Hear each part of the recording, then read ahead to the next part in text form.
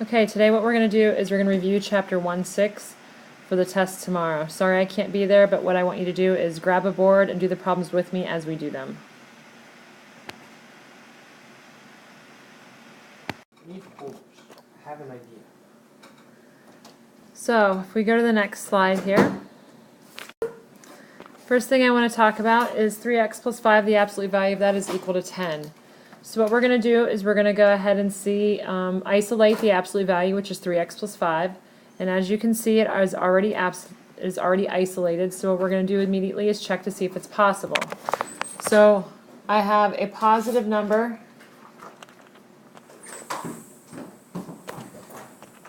equaling a positive outcome. Is that possible? Yes, it is. So from there, I'm going to go ahead and do case 1 and case 2. So if I'm doing case 1 and case 2, case 1 is going to be positive 3x plus 5 is equal to 10, and case 2 is going to be negative parenthesis 3x plus 5 is equal to 10. So I have 3x is equal to, take away 5 from both sides. You're going to have 5, so x is equal to 5/3. Come over here, distribute the negative, add the 5. Negative 3x is equal to 15, divide by negative 3, x is equal to negative 5. Now, what you would need to do is you need to go ahead and you need to plug this in. So I'm going to give you a minute to go ahead and plug that into your calculator, so go ahead and pause me. When you plug them in, what you're going to see is that this is correct and this is correct, so therefore my solution is going to be 5/3 and negative 5. They are both correct. Okay? Let's go ahead and go to the next example. The next example you're going to have here, oopsie. Okay, so if we go ahead and we look at this next example, what we want to do is isolate this absolute value. So we're going to go ahead and divide by negative 2 on both sides. So that's going to give me 3x, the absolute value of that, plus 5 is equal to negative 5. So I've isolated that. So now what I want to do is check to see if this is possible. The absolute value outcome is positive. The outcome of negative 5 is negative. Can a positive ever equal a negative? No, it cannot. So therefore this is never true. So therefore my answer is no solution. You do not have to do case 1 or case 2. You are done.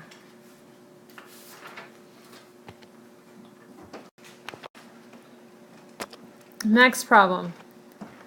This time I'm going to go ahead and ask yourself, we're going to isolate. If we're going to isolate the absolute value, should I divide by negative 3? And the answer to that question is no, because negative 7 is not divisible by negative 3.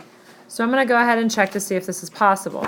A negative times a positive is equal to supposedly a negative. So a negative times a positive is a negative. Does a negative equal a negative? Absolutely it can. So therefore, we need to go ahead and do case 1 and case 2. So case 1 is going to be negative 3 parenthesis 4x minus 5 is equal to negative 7.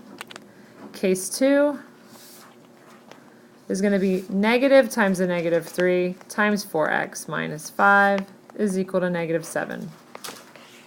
So if I distribute, that it's going to give me over here a negative 12x plus 15 is equal to negative 7. Subtract the 15. We get negative 12x is equal to negative 22. Divide by negative 12. You're going to have x is equal to a positive 11/6. Box that in. Come over here to case 2. A double negative makes a positive 3. 4x minus 5. You're going to distribute that into it to give you a 12x minus 15 is equal to negative 7. Add the 15. You're going to get 12x is equal to 8. Divide by 12. Reduce the fraction. Divide them both by 4. You're going to get 2/3. So again, what I'm going to do is I'm going to ask you to go ahead and pause me. And I want you to get your graphing calculator and plug and chug and make sure that this is a true statement. Now, whenever you plugged and chugged, you're going to see that both of those will give you true answers, so therefore they are both solutions. So with that said, my solution to this problem is going to be 11/6 and 2/3. Okay? Next. The next problem is where you're going to have possible extraneous solutions. Remember, an extraneous solution is a solution that algebraically appears to work. However, when you plug and chug it back in, it gives you a false statement, making you only give you one answer 95% of the time. So since our absolute value is already isolated, we do not have to check or actually do any math to do that. What we do need to do is check. But because there's a variable on both sides, the x there and the x there, we do not know if it's possible. So we have to automatically go to case 1 and case 2. So case 1 gives me 2x minus 3 is equal to 3x minus 2. And case 2 is going to give you negative parenthesis 2x minus 3 is equal to 3x minus 2. If I go ahead and I solve case 1, I'm going to subtract 2x from both sides. I'm left with negative 3 is equal to x minus 2. Add the 2. I'm left with negative 1 is equal to x. Coming over here to case 2, distribute the negative. So that's negative 2x plus 3 is equal to 3x minus 2. Go ahead and add 2x over to both sides. 3 is equal to 5x minus 2. Add the 2. 5 is equal to 5x. Divide by 5. And 1 is equal to x. So what should you do? If you answered, you should pause me and plug and check to see if this is correct, and that is exactly right. So take a minute and go ahead and check both solutions. Okay, if you plug these in, what you should have gotten when you plugged in negative 1 is that is a false answer. It's what we call extraneous. It does not work. But when you plugged in positive 1, it does give you a correct true answer. So therefore, the answer to this problem is simply going to be 1. You will have this on the test tomorrow without a doubt, so please make sure that you know what you're doing. You will have an extraneous solution 1, I promise you. So tomorrow you will have 2 of these on the test where there are variables on both sides of the equal sign. So be very, very careful. Check for extraneous solutions. Okay. The next one I want to talk about are going to be inequalities. When dealing with inequalities, you have to figure out, is this an and or is this an or? So if this is an and, we're going to look right here. What you're going to see is that this is a less than symbol, so therefore it's an and inequality, and that is a compound one. So the first steps we're going to do is we're going to go right back to what we did before, and we are going to isolate. So we're going to add 5 to both sides. So 2 times the absolute value of 4x plus 1 is less than or equal to 6. Then I'm going to go ahead and I'm going to look at this value that I have right here, and that is going to give me the 2. Is 2 go evenly into the value 6? And the answer to that is yes, it does. So I'm going to take and I'm going to divide both sides by 2, leaving the absolute value part alone. I do not flip the inequality symbol because I'm dividing by a positive number, so therefore 6 divided by 2 gives me 3. So from there, I need to go ahead and then see if it is at all possible. So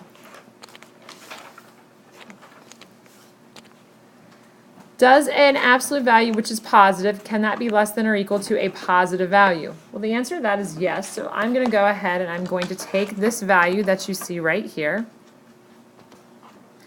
which is this 3,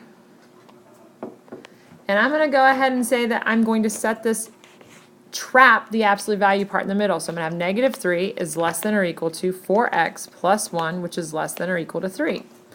And we're going to solve this just like you would any other compound inequality. How are we going to do that? We are going to subtract 1 from the left, the middle, and the right. This gives you negative 4 is less than or equal to 4x, which is less than or equal to 2. Divide every single term by 4. And when we do that, what you're going to have is that negative 1 is less than or equal to x, which is less than or equal to positive 1/2. This is your inequality answer. And if I graph this, here's negative 1, here's 1/2. They are both going to be closed at each of those values, and the shading will be in the middle. Again, I promise you will have one of those on the test tomorrow where it will be trapped and you need to make sure that you know what you're doing. Okay? The next one we're going to talk about is going to be not a less than, but rather than a greater than. And a greater than means it is an or statement.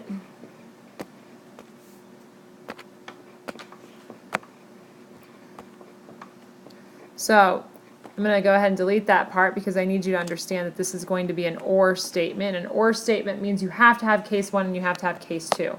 So before we do that, we're going to go ahead and we're going to isolate. So my question is can I take the 4 and divide it by -3 evenly? And the answer to that is no, you cannot. So we're just going to go ahead and deal with this. And we're going to say, okay, this right here is going to be a negative, and I'm going to multiply that by a positive, and that has to be greater than a positive here. A negative times a positive is a negative. Is a negative value ever greater than a positive value? Is that sometimes, always, or never true? Is a negative value greater than a positive value sometimes, always, or never? The answer to that is it is never true. Never. So therefore there is no solution to this and you can't do the problem. So you just keep chugging along. You know case 1 or case 2 is not necessary on this problem because a negative is never going to be greater than a positive. Questions over that? If you do, please email me and I'll be more than happy to answer them tomorrow or tonight if I can. Next.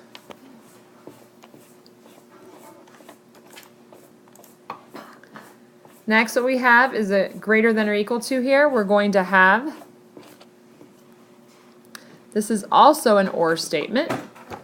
So I need to go ahead and since it's isolated already, I need to check to see if this is possible. So my possibility is going to be, this is a positive outcome because it's absolute value and that's greater than or equal to, the outcome of -5 is going to be negative. So is a positive sometimes, always, or negative, or never greater than a negative number? Is a positive number sometimes, always, or never greater than or equal to a negative number? And the outcome of that is going to be it's always greater than that. So since it's always greater than that, my question to you is what values can x take on? Doesn't matter what x takes on because this is always going to be a true statement. So therefore x is an element of the reals and you can have any real number. Which means it goes from -infinity to positive infinity. And the one I really like, I'm going to check mark here 3 times, so it just means that x is an element of the real numbers, and it's any real numbers. Okay? It's any real number. You don't have to do case 1 or case 2 on that because the positive number is always greater than or equal to a negative number no matter what. Next. Let's say this is exactly like the previous problem. However, let's say you have a brain fart and you completely forget how to do this. If you completely forget how to do this, you do not check to see if it's possible and you don't remember the shortcut, well, what would happen if you do the long way? If you take the long windy road, you're going to immediately say, okay, well, I'm going to do case 1. Case 1 is 3x plus 4 is greater than or equal to -3. Case 2 is going to be negative parenthesis 3x plus 4 is greater than or equal to -3. So if I go ahead and solve case 1, that's going to be subtracting -4. So 3x is greater than or equal to -7. Divide by 3 and x is greater than or equal to -7/3. I come over here and I distribute my negatives. So this is -3x minus 4 is greater than or equal to -3. Add the 4. I'm going to get -3x is greater than or equal to 1. So x dividing by -3, I flip my inequality sign and I'm going to get x is less than or equal to -1/3.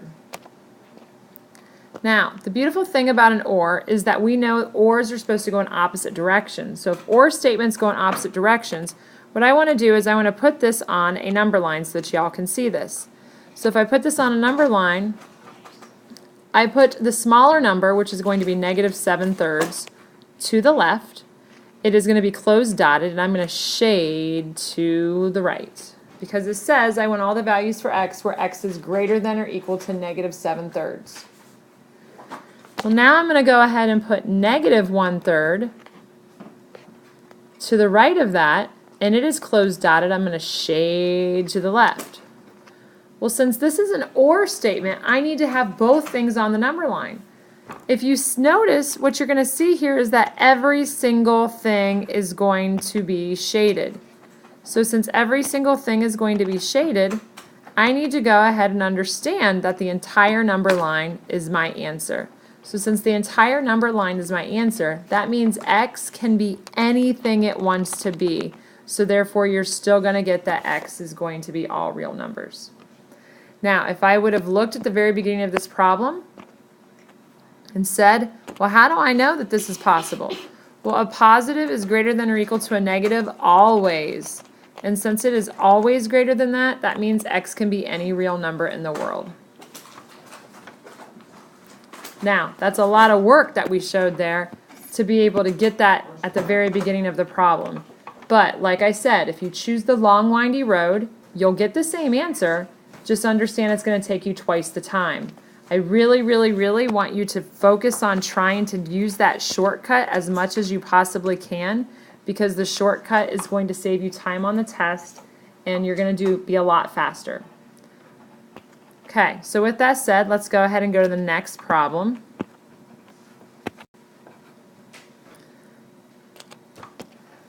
The next problem is as well an inequality statement. However, this inequality is going to be isolated already, and it's a less than statement. So since it's a less than, I know that to be an and. And what do we know about ands?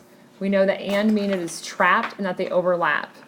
So therefore, I can immediately take my value, which is this 6, and I can go ahead and make this negative 6 is less than or equal to 3x minus 4, which is less than or equal to positive 6.